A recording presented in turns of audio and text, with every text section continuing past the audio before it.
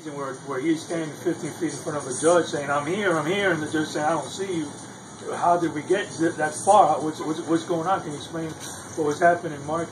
And basically just give it to you and have you give, spill your guts. That's what I was. How about I just ask you what happened? Do you want to be interviewed, or you want somebody else? How do you want it? It doesn't matter to me, guys. All right, let's go. If I give it to you, can you just I'm going to say what happened today and how did we get here? Would you feel comfortable saying all that? I think if you started off like this, what's it all about, Alfie? What's it all about, Alfie? Okay, you know what? Wait, don't do anything. I'm dating myself. I have no idea what I'm talking about. Alfie, yeah. Let me get this thing here. So I have that what we said with the affidavit of status, because that's everything. Comes from that. Everything centers around that. That's the basis of everything. The other thing that scares me about you, Mark, is you're reminding me of Robin Williams playing a crazy guy in a movie. He did it very effectively. Oh, here's a good one. It's got the red on it. I must have had a couple extra ones. Okay. I'm ready, I guess, guys. Whenever you want to do it.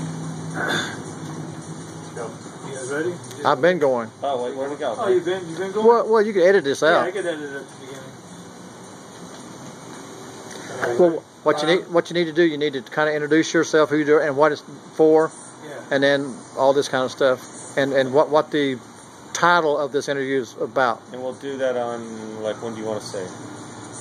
So, have you done this before? This is going to be actually my first one. It's been done on me by mountainhours.com, and they kind of got me on it with them. And this is my first interview that I'm really excited. It's my first time doing it. All right. It's been done with me, and that's basically what they do. They introduce themselves and kind of give me the floor.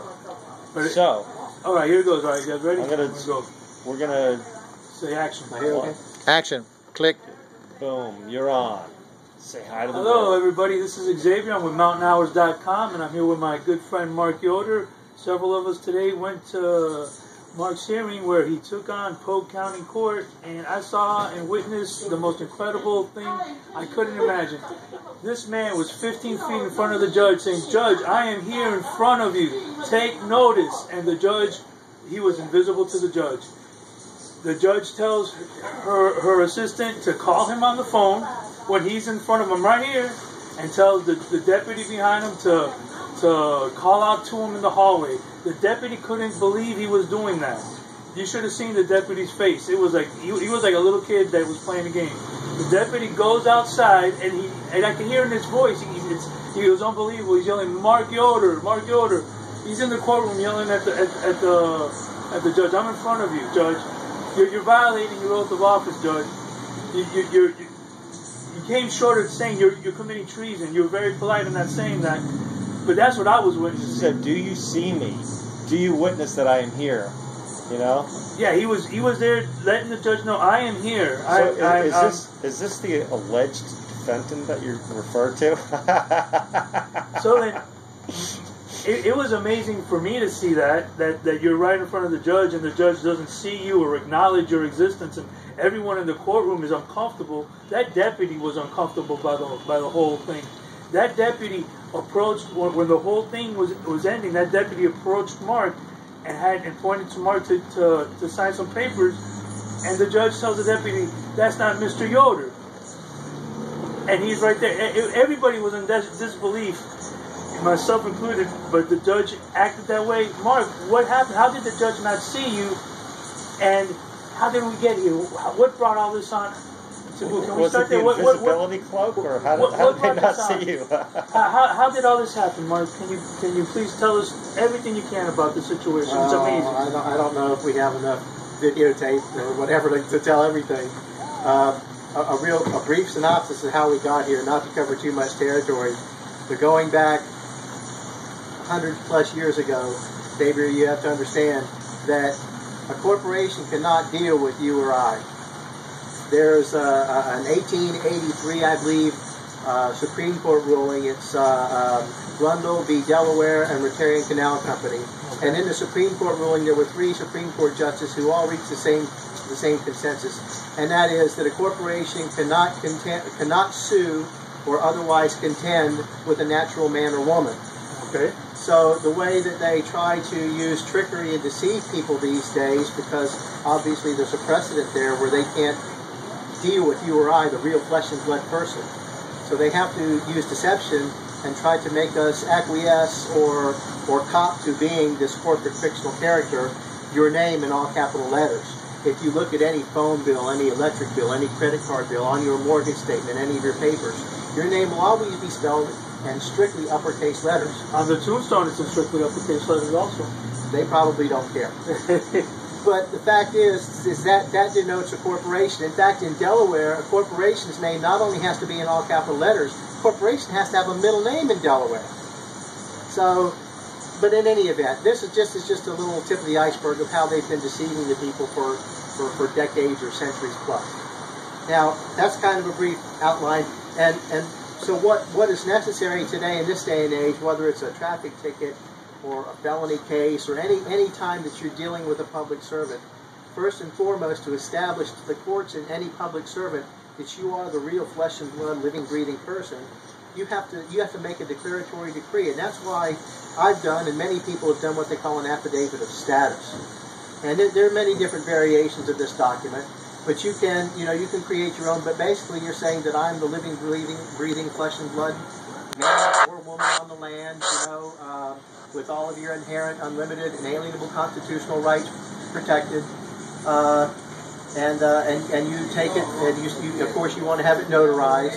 You're saying that you're not that artificial all capital letter name, that you're the upper lowercase letter only person. Oh, sorry, not person, the bad word. That you're the one of the people, because person can also be denoted as a corporation too. So you never want to refer to yourself as a person. You are always one of the people. But anyway, so you get this document done, you take it down, and you have it recorded at your courthouse. Not filed. You want it recorded. Then you get several certified. You see your little recording number. It'll have the book and page number on there. And then you want to get many, many certified copies, because any time that you deal with a public servant, you have to have this. This proves that you are real, one of the people. Okay? A mortal man, mortal woman. The natural man, natural woman. Because without that piece of paper, God forbid. Like in that court ruling, they cannot deal with a natural man or natural woman. Now you know that every state, every city, every municipality, heavens, if you can go to Cornell Law website in the United States is a federal corporation. All of these cities, the counties, the township, they are corporations. And again, right, according to this 1883 ruling, they can't mess with you in the flesh. So they have to try to trick you and make you admit to being the all capital letter name. So every time that you're in court and they call your name, Mr. Smith, Mr. Doe, and these poor people, they have no clue. They jump up and say, yes, I'm John Smith. Well, you just admitted to being the all capital letter name, and you gave them jurisdiction over you. And they verify, do you understand why you're here? As if they own you. And when they ask you, do you understand, that's a good thing. You cannot possibly understand, because there are so many things going on. When you ask them, when the judge asks you, do you understand, by their definitions and their terms, they're asking if you agree. So when they say, do you understand the charges against you, you're saying, not only do I understand them, I agree to them. But again, this is the word magic and the trickery that they use. So anyway, today... Well, you were mentioning about the government agencies or corporations. You have a printout of Dun & Bradstreet. They all are. And you can go to dunandbradstreet.com and put in a search and put in your county court. For example, I have some documents here. I'm not going to be able to put my fingers right on them. But it demonstrates that the 10th Judicial Circuit here in Polk County, as well as the State's Attorney's Office, both being located at 255 North Broadway Avenue, Bartow, Florida, 33830, or 33, whatever. In fact, for the State's Attorney's Office, it even signifies the second floor. Dun & Bradstreet shows these entities as traded corporations. They're traded for a profit. So when on Dun & Bradstreet. On Dun & Bradstreet, and you can do it for your own county, city, your own courts. You all need to go there and do that. And you go into court with that documentation. And if you know someone that's a good, honest notary, they might even be willing to make a screenshot for you, and you can take that in there to the court and hold this up in front of the judge and say, but Judge, I've got a notary here who notarized that this is a true and correct copy from Dun & Bradstreet, showing where your court is a traded commodity, a trading corporation. And the corporation is for profit. So if I'm before a corporation and they're collecting fees off of me and fines and putting me in jail and collecting money from my bond. They're doing that to sustain themselves. So how can I consider this court a court of the people? How can I consider it possibly giving me a fair deal? Sounds like a conflict of interest. It is a conflict of interest. It's a crime is what it is. That's right. But the people are beginning to wake up around this country, so that's a good thing, the ones that aren't afraid. So anyway, so I was standing before the judge today, and I would not, she asked if Mark Allen Yoder was here, and I told her my name is Mark, and I'm of the family Yoder, a living, breathing, sovereign man on the land, one of the people, with and claiming all of my inherent, unlimited, constitutionally protected rights. And I'm here before you, and Javier said she refused to see me to the point of ludicrousness as having, it was ludicrous. having the bailiff go out in the hallway and call for me, and I'm clearly standing right there. We were here today. I had a motion to dismiss a criminal action against me, which is a frivolous lawsuit to begin with, as one of the people. And so I was here for that today, and that was the point of the hearing. And then also they were scheduled for a, what do you call that, a docket call, because I'm supposed to be, I'm a named defendant in error of a case. So anyway, she called me there for that, and I was here for my motion to dismiss. And I told the judge, I said, I am Mark Allen Yoder. It's written in that motion to dismiss, my name lawfully and properly spelled only in upper and lowercase letters. And you saw what happened. It's like from that point on, You didn't exist. He went in, he became invisible to the judge. It was ludicrous, like he said, to the point of ludicrousy. And everybody in that courtroom was uncomfortable with how insane the judge was acting. The judge was acting insane. I just thought of something to mind. I thought, when you're there, when you're in the middle of this, you ever think of saying, Your Honor? First of all, I would never refer to anybody as Your Honor. I got it. Or whatever. Judge. Yo. Except him. That's right. Did you make me swear to tell the truth? I'm telling you the truth. You know, just like, anyway, whatever. Obviously, you don't care about the truth. I guess that doesn't have any merit in this court. They don't have There's no standing. It's the truth. There's no standing or bearing in this court. Yes. So the judge would no longer acknowledge me, even though I said the word something like, Judge, you and the assistant, you and prosecuting attorney here, or you and opposing counsel, have sworn an oath to support, protect, and defend the Constitution of the United States of America as amended in 1791, the Bill of Rights and the Constitution for the state of Florida. Is that correct? The judge refused to answer that question. At that moment, the judge perjured her oath of office and became disqualified from the hearing.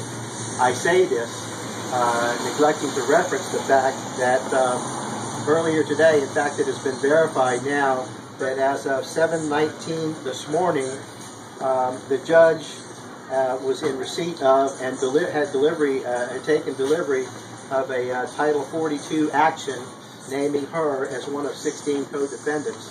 So, and here is a complete copy of the form right here. And if you want to zoom in on this, you can get the case number. The case number is 12-14190CIV. This is a Title 42 action filed in the Federal District Court of Florida. That's all right for the Southern District. Okay, and you can clearly see the judge I was in front of today was Judge Carla Foreman Wright here in Bartow, Florida. And this was the Assistant State's Attorney that is also a named defendant who, ironically, didn't bother to show up in court today. They sent a substitute for this Assistant State's Attorney. How do you think that was? Because I don't know. Because the last substitute they put in for the judge, we proved on the record that she was acting without an oath of office and therefore committing felony perjury on the court and fraud upon the people and treason. Maybe that's why they couldn't get another judge to replace her. That's speculation. I don't know. That qualifies impersonating an officer? I'm just saying. And as far as that goes, that was the judge that we were in front of on the 9th day of May. And here's a copy of her certified copy of her oath of office. And from the clerk of the Secretary of State, it clearly says, hereby certifies the attached and true and correct copy of the most recent oath of office on file for Judge Judith J. Flanders. This was the substitute judge for Judge Wright, the one I was in front of today, because back in the first part of this month she was absent for personal reasons. So as well as you see this oath of office, the most recent one being dated 9/19 of 2000, which is obviously expired and out of date, The only other thing which came from the Secretary of State's office in reference to this judge's expired oath was an expired commission issued by Jeb Bush when he was the governor of the state of Florida. This was issued in 2001 and expired in 2007. How long does the oath stand for? I think it's 2 years. I believe the judges have to renew every 2 or every 4 years. The first day of January. That's when it was. He granted her the commission in January 2001 and expired the first day of January 2007. And so what happened with that judge? What was the deal with that? Well, I had witnesses, and the judge was disqualified. Of course, they never responded to that. We sent in multiple affidavits of people that were present that day to disqualify that judge. So what that means is when you disqualify that judge, anything that they ruled on that day is null and void. Of course, I received no response or no rebuttal to any of the affidavits that I filed into this case, or any of the paperwork, or the disqualification of the alleged judge or the imposter judge, Flanders. So this is just a small tip of the iceberg. This is going on all over the country. We have senior judges posing as members of the judiciary without oaths of office in place, without the bonds necessary for them to be serving the public in place. If a judge will not honor their oath of office, they're immediately disqualified, because without a judge without a public servant acknowledging their oath of office, we can't be sure that our rights to the people will be protected.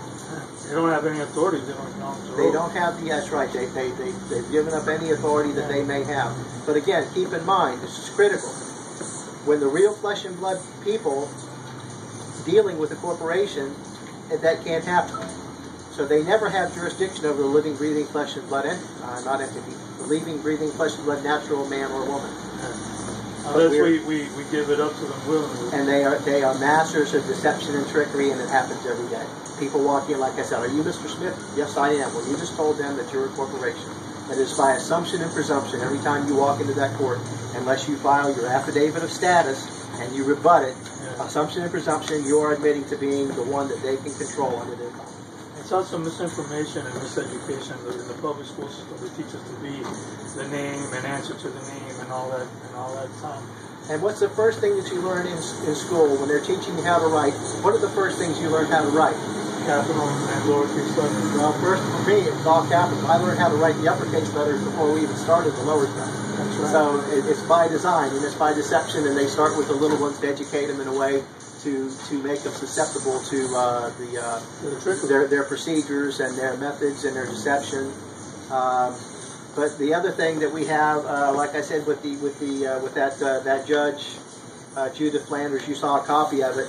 Just so they know, this is probably going to be in color. This is an original. This is what an original document looks like from the Secretary of State. It's got the gold seal down here. But this is the key, as well as establishing. First, you have